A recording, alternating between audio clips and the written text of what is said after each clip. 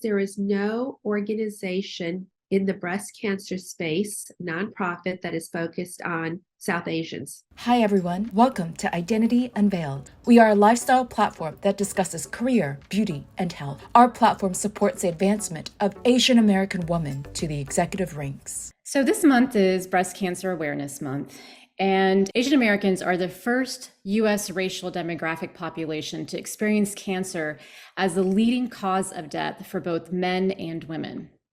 And according to the U.S. Department of Health and Human Services Center for Disease Control and Prevention, the incidence of breast control among Asian American women has increased by 10% over the past decade. In fact, now breast cancer accounts for 35% of all new cancers among Asian American women.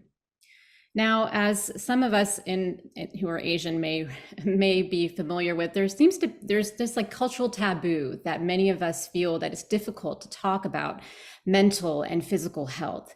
And those taboos can make it very hard for Asian American women to talk about their own breast cancer and to really receive the support they need. So here at IU, we felt it fitting to talk about those barriers that can hold back women from getting that support and really building that awareness about breast cancer. So joining again today is Punita, has an accomplished career as an executive within the integrated healthcare system space. And 7 years after her diagnosis, today she is a breast cancer survivor and advocate. Welcome, Punita. Thank you so much, and I'm pleased to be here. Well, I'd love to hear your story. Let's start out, Punita, with your background. Tell us about your diagnosis and when you found out. So I was 54 years old, and in early 2016, I was just going for my routine mammogram. And so the physician said they saw something, and they asked me to come back and have some repeated testing. And I went ahead and did that. And so for the next few weeks, as I was going back for repeated testing, I was really unconcerned. There was just no family history of cancer in my family and no family history of any extended illness. But I worked in healthcare, so I was familiar with medical terminology and then the importance of continued testing. And so I went ahead and had that. But by that time, I'd had about 10 or 12 years of clear mammograms, and I was in good health. So one thing that's a twist, and this is also coming up in the breast cancer space, is that I have dense breasts. And a year or two prior to that, I was starting to receive letters that my breasts were dense. And so that was what precipitated the additional testing back in early 2016. So when my surgeon called, the OBGYN actually called me on a Saturday morning. I thought, oh, this is great. She's working, early on a Saturday, and she's calling to tell me that everything's okay. Well, I was absolutely stunned when the words that she said was, "You have cancer." And it was never anything that I expected. It was in total disbelief. You feel as if the floor just falls out from under you. And I just, you have multiple thoughts going on in your head simultaneously. And they range from what's going to happen to me. And I was concerned, my son was then 11. What's going to happen to my son? How am I going to tell my husband, who himself is a cancer survivor and who earlier, a couple of years, had lost his brother after only a few months of being diagnosed with cancer? Just the fact that there was no family history. And I think there's a lot of, maybe it's a myth out there that you have to have some form of family history to get cancer. And that's true. They're finding out more and more now in this day and age that women that are presenting themselves and receiving the cancer diagnosis do not have a family history. But some of that is for us being South Asians. It's also the fact that my entire relatives are in India. There was no collection of a database. There are no research studies going on. So I don't know. And that is something that's happening to immigrant populations in this country, is that they don't have the history of their extended relatives and their families back in their countries of origin. So for us, it's a dual fold reason. More and more women are getting it here in this country, and yet we are all unaware of our family histories. So true. So it is a big kind of black box for us that we don't know truly what our history is. So you find out, you get the call on a Saturday morning. It's disbelief. Now at this point you have a son, and you mentioned your husband had also gone through a cancer diagnosis. How did you approach this conversation with your son? We talked about cancer in the family. I work in healthcare, so it's not unusual for us to have medical decisions. I come from a family of physicians. My husband has physicians on his side. So medical topics and terminology are again known in our family. Cancer was a sticky issue because, as I mentioned, my husband's brother had passed away a couple years earlier, and that affected my husband and his siblings. So it was just difficult for me to tell my husband that weekend that I was diagnosed with cancer. And then and because our son knew that daddy was a cancer survivor, that daddy had cancer, and he had seen what had happened to his uncle, we made the decision to not tell my son at that time. How old was he? He was 11. And there were multiple factors. It was the family history. And it was also the fact, for me, I was a big proponent of that because I'd actually had friends a few years earlier where the mom was diagnosed with breast cancer. And the husband, who himself was a physician, said, they did not tell their children. And the reason being, he said, when he was young, his mother was diagnosed with an illness, and he was 8 or 10, and life just became about her and her illness. And it was something that affected him for the rest of his life. So then that conversation just came to to the forefront of my mind, along with what was in our family, my husband's family history of cancer. And I just said, there's no point in telling him now. We did not know my prognosis. I didn't know what was going to happen to me. And also I wanted to have my son to have as much of a normal life as possible.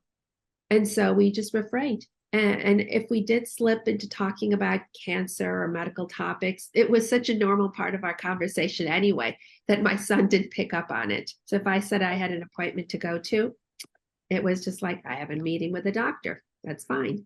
I just want to comment real quick. I thought it was interesting. You said how the illness can kind of take over the entire family. And no one really thinks of that complexity. You hear unfortunate things like families falling apart or divorces happening because, and then you're thinking, why would you get a divorce during cancer or after cancer, right? But this is another side. It's a very complex dynamic for the family. Absolutely, it is. You have a spouse. There's additional help that you yourself need now having a cancer diagnosis.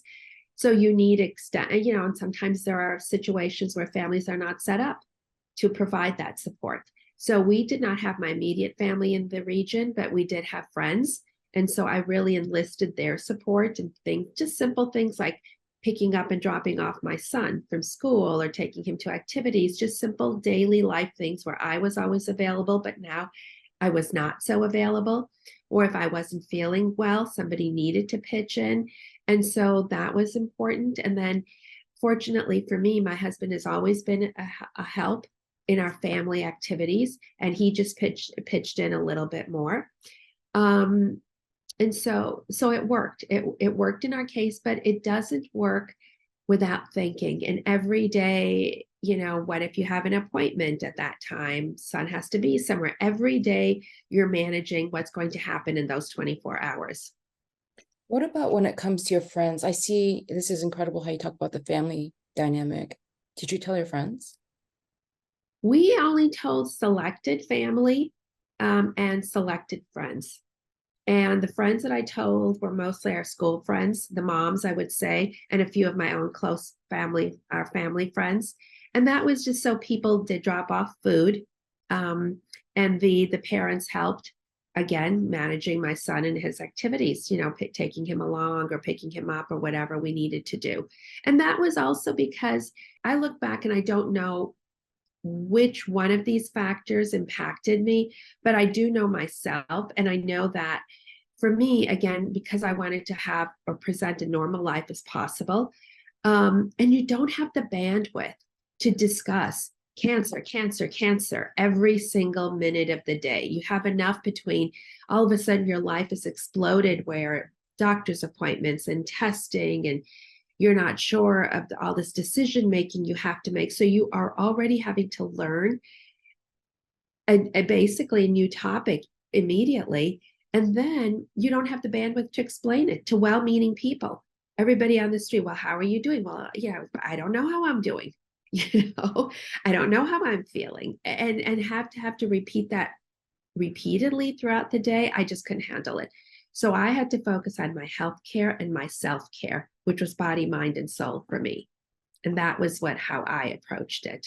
There is this fear that, and to your point, like you wanted to surround yourself with people who were going to keep you in this mindset to help you get through what you were going through. What's the best way for friends to support a friend that's going through breast cancer? Ask the person what they need. There were friends that I knew that were great cooks. Just bring food, just drop off. Just that's what they could do. That's what they were comfortable with. That's what I needed from them. Other friends where it wasn't a hindrance. We live in Los Angeles. You can't ask somebody to drive 40 minutes to pick up and drop off. But if somebody was going in that direction, they could do that. So I think the best thing is just ask the person, what is it they need? I had a friend who was a very busy parent, a mom and ever professional. What she did was one of the best things for me was this was a mom, we walked together every Saturday morning, and I couldn't walk anymore. I live in the mountains. We walked up the hill. I couldn't do that, but she picked me up every Saturday and we drove to the flats of LA and we just walked, and we did that for a year. And that's what I needed. And it was just like, okay, that's what she had time for. That's what she could do. And that fit me. So that I would say the best thing is just ask the person. So the other thing is just this fear, like when people know, it's like people are just talking and gossiping. So how did you keep it under wraps? I didn't tell the Indian community.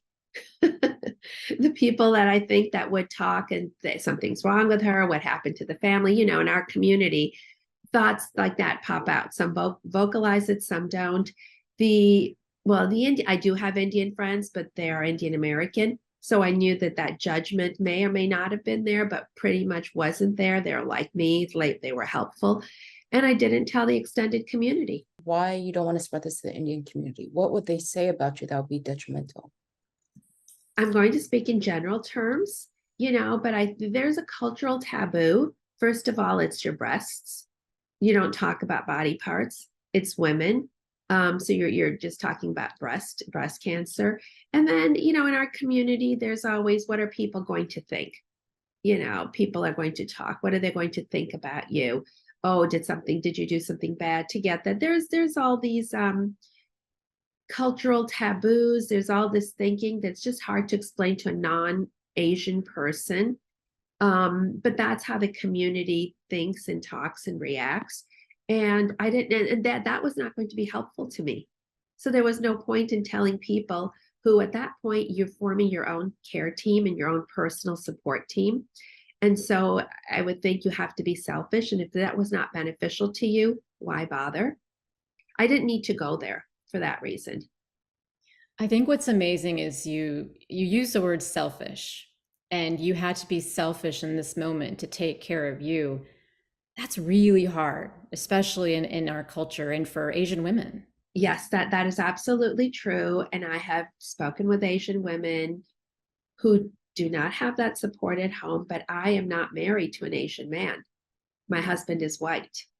And when I tell people how much help, and he's a professional man, from day one, he has helped in the house.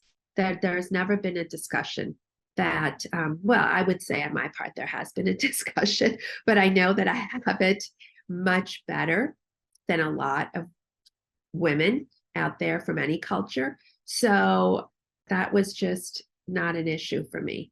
I had that help and support, and I could ask for when I needed it more. And if We couldn't provide it. We had the means to get the help. I had a friend, a very close friend of mine, who really was very private about her diagnosis, more so that she just didn't want her employer to, just to take a hit on her career promotion and moving up. Did you tell your employer that you had cancer? Yes, and selective people. But again, I'm very lucky. I work in healthcare. Mm. And so there is definitely an understanding. So I told just a few people that needed to know, but I was in a, I was in my mid 50s at that time of diagnosis, different stage, different age of life. I was working for a firm that was very entrepreneurial. I had left the corporate setting in healthcare for prior to that. And so I had a lot of flexibility. And the fact that I was working with doctors, that just afforded me a great deal of support. And I took the time that I needed. And the other thing that I was doing at that time, and my own feelings about where I wanted to go with my professional career, were working itself out. And so that's why I was working for this healthcare tech company. I'd also started classes back at UCLA because I wanted to get into the nonprofit world in healthcare and raise money and do advocacy work. And I wasn't sure where that was going. So that was something that was known, that was already on my plate. Breast cancer just threw a twist to it all. But again, I had the support from these various groups. It's been 7 years. How long has it been since your diagnosis? Correct, 7.5 years. So what are you doing now with regards to prevention? Has the way what you eat, how you exercise, your outlook on life, how is that changed? I was always very conscious of maintaining good health. I suffer from ailments and just various ailments throughout my life. And so I was always focused in just maintaining my body, my mind, my soul. And so, I work out, I do yoga, I do Pilates, I meditate. I already had a team. I had knowledge, again, being in healthcare. I saw what worked for me, and I knew how to manage the other ailments that I had. So with the team, I just upped my game. Already had a holistic approach, and we just took it to the new level of, you read things about what are foods that are good, for cancer patients. Just worked out a little bit more when I could, because I was fatigued. As I said, I couldn't walk. I was just so fatigued from the radiation. And so I had to manage what I could do, but I always knew that it was important for me to do something. What is it that others don't know about breast cancer that you would like to talk about? Well, there are a lot of dialogues surrounding breast cancer. There's research, there's testing, there's treatment, there's survivorships. But what's been important to me, and which is why I started my advocacy work, is I'd like to see more representation in the media with different groups of people. We spoke about this a little earlier on about the cultural taboos in certain cultures, and our South Asian cultures. We just don't see enough people, whether it's ads on TV or whether it's these organizations. Do you realize there is no organization in the breast cancer space, nonprofit, that is focused on South Asians? And so, there are organizations, Jewish organizations, there's organizations for Black people, there's organizations for Latino people. There is no organization for South Asians at all here in this country. And so those are not faces that you see. And just when you think about addressing like gene therapy, is there some genetic basis to breast cancer or any cancer that we have? We don't know, because there hasn't been research. And so those are areas that I'd like to see addressed, is that I'd like our community to step up and participate in research, clinical research, basic research, just do surveys or anything talking about lifestyle, talking about getting support from within the community. If you can't get it from your family, can other community members offer support for you? How do you tell your children? Things like that. We just need to be out there. We need to be vocal. We need to participate. And that's a big area that I see that needs to be addressed. The flip side of that, because of the work that I've done in healthcare, is that large healthcare companies, pharmaceuticals, and the greater healthcare industry sees a need for that. They have just been unable to penetrate some of these ethnic groups because of the reluctance of people, leaders coming up and talking about it and saying, yeah, it is in our community. We need to talk about it so that the next person can step up and say, I have it. I'm going to participate in research. I'm going to help somebody. What surprised me, as I mentioned, I did not tell a lot of people. The few South Asian women that I told, I was surprised how somebody would whisper to me and say, I've had that 10 years ago. Nobody except my immediate family knows. I had it twice. I just got a recurrence. I've had another type of cancer 3 times. I was shocked at the whispers that I got from other women, South Asian women, that said, it happened to me, or I'm going through it now. I didn't know who to talk to. So it's out there. And the hospitals that are addressing the research or the surveys or the socioeconomic portions of it or any part of it, they're just not getting enough of us to step forward. And so I'd like to see that. I'd like to see our community step forward so we can work together with the industry to address areas of research, areas of finances, areas of support, or anything. And we should have an organization that's dedicated for us. And then post-cancer, what has been the most significant change you've made? Well, it has to do with the stage and age that I am. I'm in my next decade of life. My son, we just settled him in school in Cambridge. So that's a happy story. I've become more conscious of what I want to do. And so this advocacy work has become very important to me. I've been featured in national media. And so that is something that I feel that if I can be a face now and talk about breast cancer, I'm going to do that. And spending more time just with family and friends and travel. And so I'm just focused on me because I now have the ability and I'm at that age and stage where I can do that. I do want to talk to you about your advocacy work in a minute. I'm curious though, and this question came from a friend of mine. What is it that made you want to go towards the ad? Like, why is not every woman who has breast cancer an advocate? What is it about you that, you went into the advocacy space? I wish I had a good answer for that. I don't, because if anybody knew me about 3 years earlier, I'm a very private person. As I mentioned, I did not tell people and anything in life, but we don't talk about it. My husband and I are very much under the radar of anything social, anything out there. And the story is things pop up into my head. And it was just shortly about 2 years ago this time, there was an ad I saw that was looking for let's make a deal for breast cancer survivors. And it just popped in my head like, wow, I can do that. I'm a breast cancer survivor. I can go on the show. And I auditioned and I got selected. And I was on the show and I wore my pink sari because they asked us to wear pink. And I was like, I'm Indian, I've got a pink sari. And I won prizes, played a game. And that just started it. And then I started talking about it. And one thing led to another, more opportunities, more people approaching me. And now, and again, I'm comfortable. I'm comfortable where I am physically. I'm comfortable where I am mentally, emotionally. As I said, my son is settled, as I see, and I feel that now is my time. Do you find it therapeutic? I found it therapeutic when I was going through my cancer support to listen to other people's stories. And I think you're right that may be why I'm hoping that my story and my being out there can be therapeutic for other people. So let's talk about the advocacy work you're doing. I did actually see your latest work with Katie Couric. So tell us about, what you're doing, where you're involved. So I'm involved in a number of different areas. I'm an ambassador with American Cancer Society, and I've gone up to the capital here in California, Sacramento, because there's different aspects of breast cancer.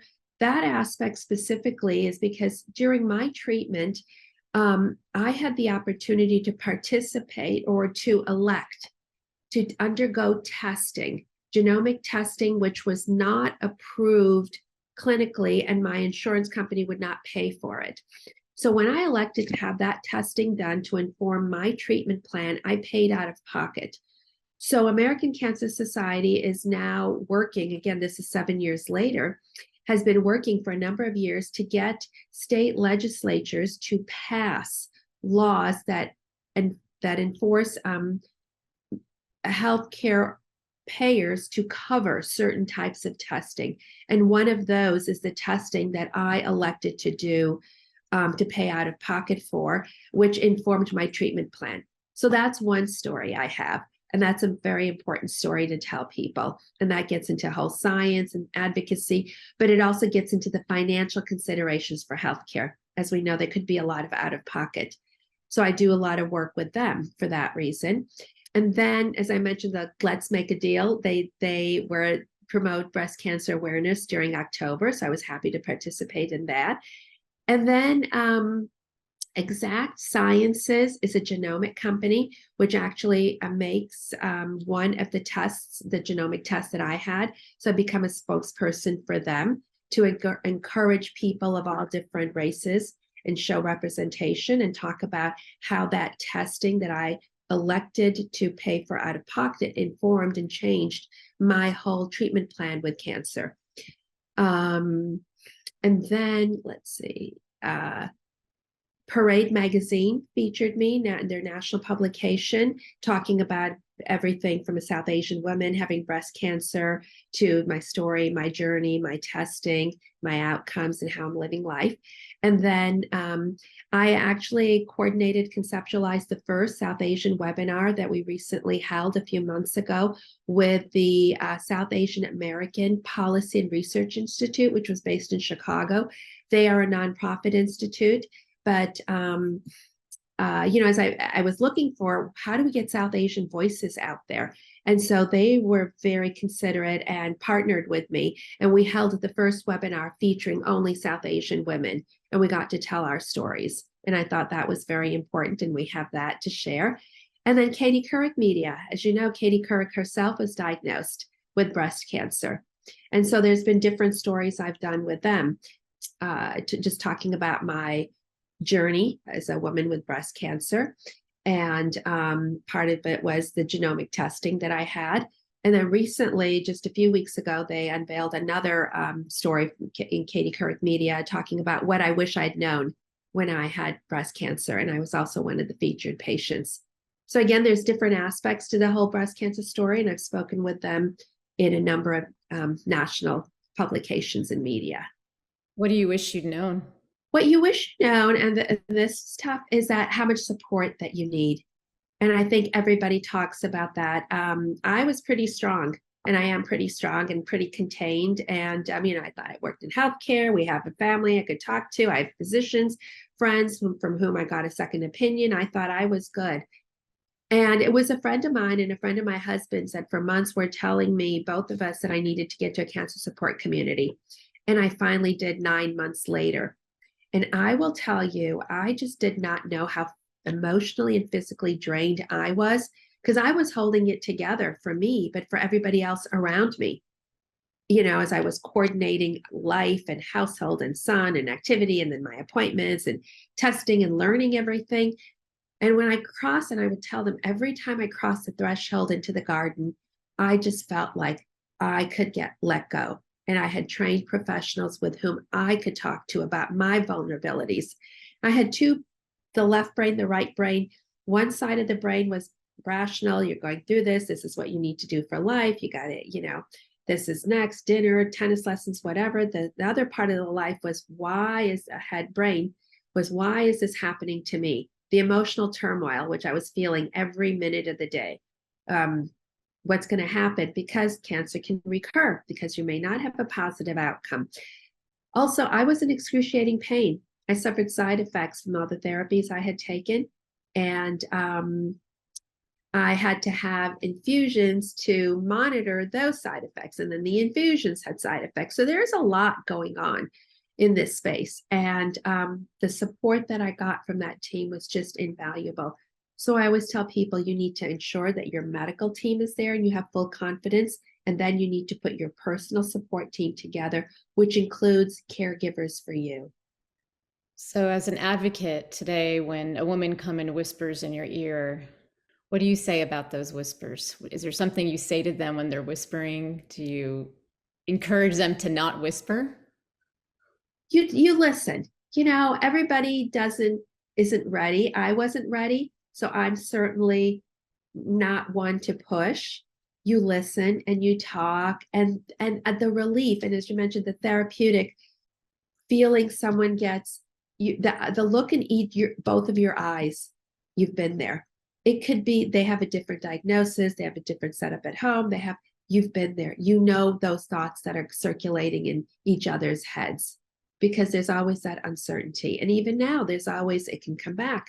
It can have this. So you listen and you talk, and then you just figure out where you want to go from there. And then, of course, I do say, well, there's a survey you might want to participate in.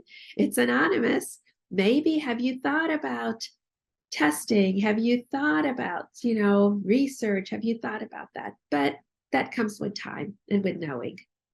Well, thank you, Punita, for being a trailblazing AAPI voice for cancer. And fighting for a cancer diagnosis is more than just radiation, it's advocacy. Thank you so much. Thank you so much. Pleasure to be here.